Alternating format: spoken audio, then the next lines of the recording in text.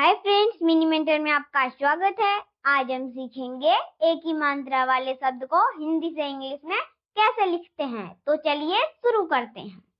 हाय बच्चों, आज हम सीखेंगे एक ही मात्रा वाले शब्द को हिंदी से इंग्लिश में कैसे लिखते हैं। तो चलिए स्टार्ट करते हैं। जैसे हमें बेल लिखना है,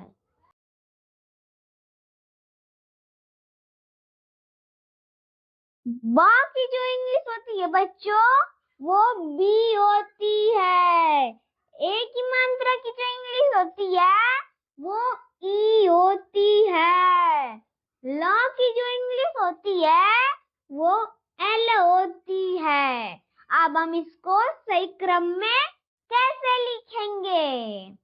पहले हम बी लिखेंगे, फिर ई लिखेंगे, फिर एल लिखेंगे। ये हो गया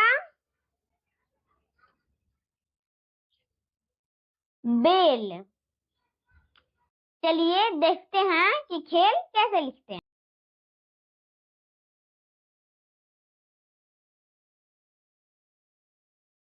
ख की जो इंग्लिश होती है बच्चों वो के एच होती है। एक ही मात्रा की जो इंग्लिश होती है वो ई होती है। ल की जो इंग्लिश होती है वो एल होती है। अब हम इसको सही क्रम में कैसे लिखेंगे? पहले हम के लिखेंगे, फिर एच लिखेंगे, फिर ई लिखेंगे, फिर एल लिखेंगे। ये हो गया खेल।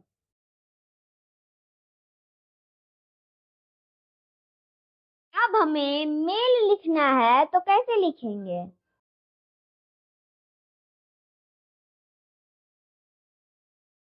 माँ की जो इंग्लिश होती है बच्चों वो एम होती है। एक ही मात्रा की जो इंग्लिश होती है वो ई होती है।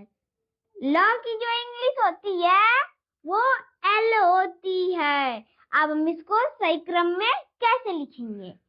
पहले हम एम लिखेंगे, फिर ई लिखेंगे, फिर एल लिखेंगे। ये हो गया मेल। बच्चों अब हम ए और आ की मात्रा वाले शब्द को हिंदी से इंग्लिश में लिखना सीखेंगे। जैसे हमें मेला लिखना है,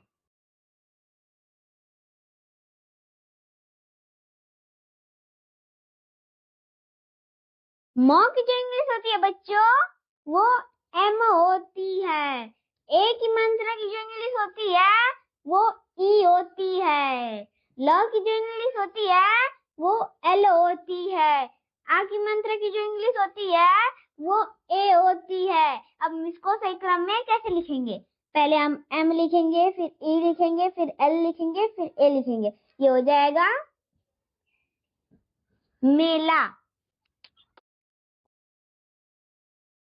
अब हमें बेला लिखना है तो कैसे लिखेंगे?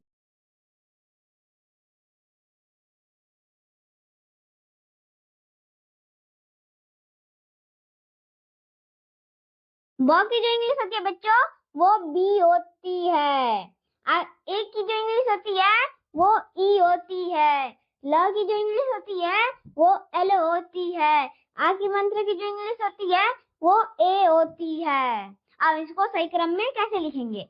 पहले हम बी लिखेंगे, फिर ई लिखेंगे, फिर एल लिखेंगे, फिर ए लिखेंगे। ये हो गया बेला। जैसे हमें केला लिखना है,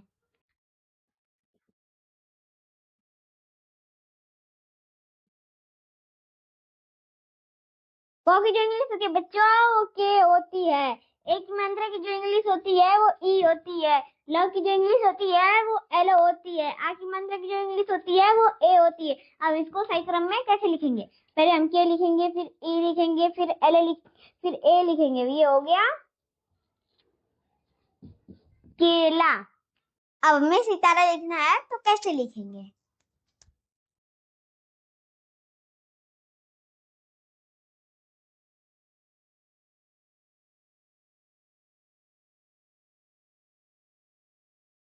तो टी की इंग्लिश जो होती है बच्चों वो आई होती है। स की जो छोटा सा की इंग्लिश जो होती है वो एस होती है। त की जो इंग्लिश होती है वो टी होती है। आ की मात्रा की जो इंग्लिश होती है वो ए होती है। र की जो इंग्लिश होती है वो आर होती है। आ की मात्रा की जो इंग्लिश होती है वो ए होती है। अब हम इसको सही क्रम में कैसे लिखेंगे? पहले हम एस लिखेंगे, फिर आई लिखेंगे, फिर टी लिखेंगे, फिर ए लिखेंगे, फिर आर लिखेंगे, फिर ए लिखेंगे। ये हो गया सितारा। अब मैं राकेश लिखना है तो कैसे लिखेंगे?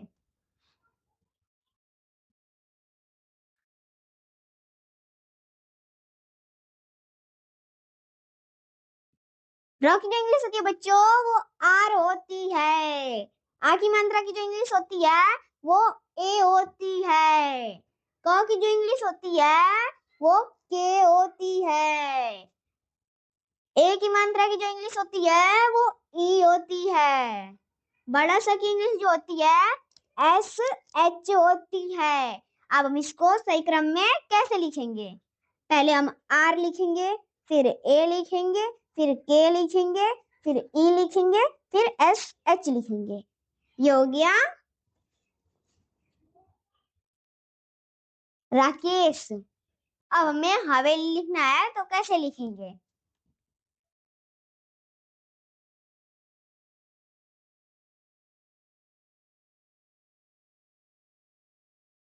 हाँ की जो इंग्लिश होती है बच्चों वो एच होती है और ए जो हम लगाते हैं वो कॉमन होता है।